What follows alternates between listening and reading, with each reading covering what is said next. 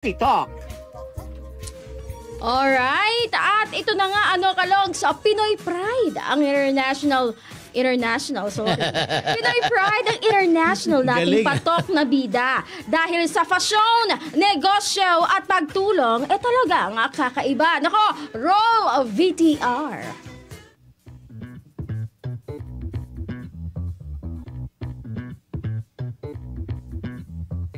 Bongga, ayan yung legit na. Di ipa-billboard mo. Wow. Award-winning film entrepreneur.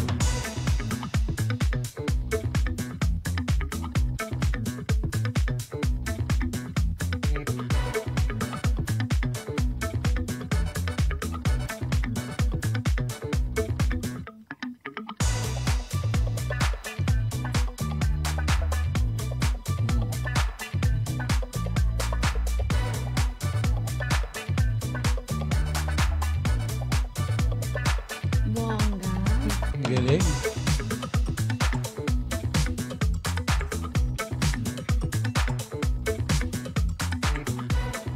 Yun na, ang finished product. Love it. Hey, nice. Para sa Patok na Talakayan ngayong umaga, live pong makakasama natin ang award-winning entrepreneur, businesswoman, philanthropist at ang CEO ng Alegre de Filipinas, Miss Janice Israel de Lima. Good morning, Madam. Good morning. Good morning sa inyong lahat. Hi, ma'am. Ayun, so you've been in the Philippines since when? Of course, dito ako kailan ka bumalik? Bumalik ako last March 30. Okay. Galing kami sa Japan. We had a show in Tokyo, Japan. I'm going back next month again. So, mayroon na naman tayong show doon that, owned by the Filipinos. Talk about your Alegre de Filipinas. Ano yun? Alegre de Filipinas, yung una kasi, we know that we all Filipinos are alegre, di ba? Funny talaga tayo. So, kahit saan tayo magpunta, natutuwa sila sa atin. Kaya, it's alegre. Pilipinas represents Philippines. Kasi ang gusto ko kasi is to present Filipino talents, Filipino designers. Kasi alam naman natin that we have a lot of talents in Philippines. And of course, maraming mga nag-e-excel. And all over the universe, kahit saan tayo pupunta, pag sabing Filipino, talented. Yes. So I want to make my own production na ipipresent lahat ng mga nag-e-excel na talented natin na mga Filipinos. At ang una is ang fashion show talaga. Kasi fashion show is very attractive. Kahit saan. Fashion Week, New York Fashion Week, Paris Fashion Week. So, but naisip ko na hindi lang naman designer ang kailangan natin i-present na magaling sila, di ba? Mga fabric natin. But naisip ko all Filipinos, all talents like broadcasters, like CEOs, lahat ng gustong mag-brand. So, after a year, I had a translation to collab with all the CEOs of the digital company in New York that handles all billboards all over the world. So kasama na yung Tokyo, Philippines, and pero lahat ng clients, they want New York kasi that is the capital city of advertisement, di ba? And then natutuwa naman tayo kasi Filipino lang tayo, di ba? But we have the power to play billboards in New York at any time. So na-collab ko sila, and then after that, the publications, the journalists, ang media ng Amerika. So, hindi ko naman rin nakuha yan. Galing, no? I did not build my credibility. At first, is for me to start the company, is to build the credibility in America. Kasi alam mo naman na, we're just very small for them. Na-intimidate sila kung wala tayong sinasabi. Tapos, mag-business ako dito and I'm gonna be partner with you. So, I joined the pageant of Mrs. Earth USA. So, nanalo ako as the Mrs. Great Lakes Earth. And then 2023, nanalo naman ako as a Mrs. International Universe. And then after that, we all support each other. All queens.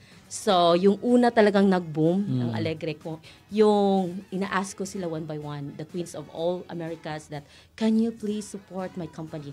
Kasi yung sa kanila, hospital, mga CEO kami lahat eh. So, yung support sila, nag-walk sila wearing our Filipiniana Filipino creation, wearing the crown. And then Mrs. Illinois Earth, Mrs. lahat, Media Blitz went there na gusto silang mag-observe. Yun, nasulat nila sa Inquirer. na nakaka-proud. You know, kasi we Filipinos, we also always follow the trend, the brand of other countries. Louis Vuitton. When was this, ma'am? That was year September 2022. So 2022, Sa New 3 York. years of hard work para Yeah, magkaroon New ng York credibility Fashion ang Week Alegre. that time. So, kaya natutuwa naman ako kasi napansin rin tayo ng all over the world, America. Alam mo, ang hirap nga dito sa Philippines mapansin, di ba? Oo. So, Mas doon, okay pa doon. napansin Oo. ako na for Totoo. 3 years, ang dami kong mga messages from any companies, ng mga media, everyone that wants to collab with me. Dahil nakita daw na, how did you make it? Your hard work. Akala nila ang laki ng company ko. But it's really, I believe in prayer. We Filipinos But, naman, we are very Miss prayerful. Janice, did you stay there for how long? Yeah, I stay there. I'm going back this Saturday. But for how many years did you build that empire that you have now? It's just only 2022. I 3 told you, years of 3 hard years work. of hard work. But, Oh. you know, I know what I'm doing. That's why Yeah. every time they ask me that, how did you make it? How did you build it? Galing. And I say, aside from 3 my years. prayer, I know what I'm doing. So, model na kasi ako since birth. Then, hanggang dito sa Manila, nag-modeling ako. So, I have the connection and I really know how to build the brand of each person. So, kaya na may translation ako after that, ang hirap pala na ako lang mag-isa, ako pang magdala ng runway, ako pang magdala ng media, ng PR. So, ang ginawa ko is, I let them use the name of Alegre and then I partner with all runways, basta Filipino lang. Kasi I want it owned by Filipino na tayo yung may power, na sila ang sumusunod, yung Amerikana, sila ang mag-apply. So, alam mo yung gusto kong mangyari yan, na tayo ang tingala na, this is a Filipino company and I want to join Galing. and I want to walk with them. So, yun, 3 years lang siya. Ngayon is I partner with all the collaborators all over the world. So, we know naman that PR is power. So, dito ako sa billboard, sa publications with our major publications that I can really anytime write up in New York Weekly, US Insider, lahat yan. So, ako na kasi ang mag-a-approve. If it's Asian, wala na siyang maraming problema. So, I collab also with Vogue magazine and Cosmopolitan, Harper's Bazaar. Like in New York, the stretch of New York, how many billboards does Alegre handle? All of it. All of it? All of it. So, So it depends of the everyone- clients, yeah. of how much the budget. Everyone, like Americans or other nations, will have to contact you to They will appear in the just billboard. contact me, go to our website or Yeah. get my email, and then they will email me and Janice, we would like to have an ads in New York Times Square, and then this is our budget. Because I'm gonna, at alam mo, sa totoo lang, we Filipinos, it's really hard for us to afford the billboard in New York because it's us per second, and then $10,000, and then for a day it's like $100,000 to $500,000. So what I did to help. So I feel so happy. I help a lot of Filipino that their dream come true, 'di ba? So ang ginawa ko pag may client ako, like for example Coca-Cola, and they will pay you for $300,000. So yun na binibenta ko yung mga ilang seconds na ads. Pero kung gusto ko manlibre, nalilibre ko. Kunwari ikaw, save ako, ilalagay natin doon. So it really helps the people to elevate their brand. 'Di ba? Iba talaga yung value mo. Yes. Kaya ang company ko now is a branding company. Hindi na lang siya runway. So branding, anyone who want to brand themselves, their business, anyone. And I am really happy to see them na masaya sila. Masaya. Well, Miss Janice, I just wanna know, kasi sabi mo nga, marami talaga ang natutuwa na mamangha. Kasi for a Filipina to parang magkaroon ng pangalan sa ibang bansa. Yes. It's a huge thing. Yes. Diba? Pero unting backstory, because prior to 2022, I just wanna know what motivated you to start all of this. Kasi hindi siya madali eh. Yes, I know. I really know. What were you doing back then? Yes, actually, I told you, I was a model, and then I had a lot of career in my life, and then I got married. I was in California, managed a hotel, and then I came home, I got married, then I went back to America, and then I was a plain wife. And then, alam nyo naman, ang culture natin is iba. We don't have money. Manghihingi talaga tayo. Hindi talaga pwede na. So, ang pera nila. I want to start my own business which can help. Kasi ako talaga, may sarili akong charity na nagfi-feeding dito sa Philippines. But I want it fit to my passion and what interests me. So, I really love passion. At para influencer kasi ako dahil anong mga sinusuot ko, binibili yan, binapadalhan ako ng Amazon, tapos i-flex ko lang, 'di ba? So ngayon, yung nag-pandemic, so there is Musa, Musa. They have this banana fabric made by the inmate para kumikita sila dahil wala nang kita at that time. So I was one of the ambassador for that to promote the Musa para that time kikita ang ating mga inmates. Yun ang first na nag-fashion show kami sa New York. After that, naisip ko, hindi naman pwede na isa lang ang ating pansinin. Yung fabric lang ng banana. Marami pa naman tayong fabric at gusto ko rin magkaroon ng chance yung iba. So, ako kasi yung American citizen, yung honor niyan is hindi. So, I'm into business na rin. Businesswoman talaga ako. So, doon nag-open ako ng business. And sabi ko, kaya ko to. Kasi pag alam mong ginagawa mo, kung sinong itatap mo, sinong kausapin mo to build this. And I know kahit sino, alam ko kung kahit sinong kausapin ko at harapin ko, alam ko kung paano sila kausapin. Kasi hindi tulad kasi ng ibang CEO that they just only had business. Wala talaga silang alam sa ginagawa nila, ibang mag-manage. Pero ako talaga, then I started and I prayed for it. We naman Filipino are very prayerful, di ba? I prayed for it. Talagang hiningi ko ni Lord na this is my dream and I want to help Filipino kasi wala silang mga chance, di ba, to build their name global and to be in the global stage. At yun, natuwa ako kasi yun na nga ang first strategy ko kasi marketing strategy to, di ba? Join ako ng pageant. I want to win their heart na may talagang they can see my talent at alam nila na may knowledge ako. At magiging proud rin sila sa akin kasi American-Filipino ako, di ba? So, yun. And by that, ma'am, of course, we only have limited time. Pero, of course, maraming nanonood sa atin. Kapwa Pilipino, may it be here in the Philippines, aspirants, di ba, na gusto rin makapasok sa fashion industry. Or, katulad mo rin, na pumunta ng ibang bansa at gustong gumawa ng sariling pangalan. So, do you have, if ever you can give a message to everyone who's watching right now, ano yun? Yes, to any Filipinos and not only Filipinos all over the world, this is just an own Filipino company, branding company. May mga chance na talaga kayo.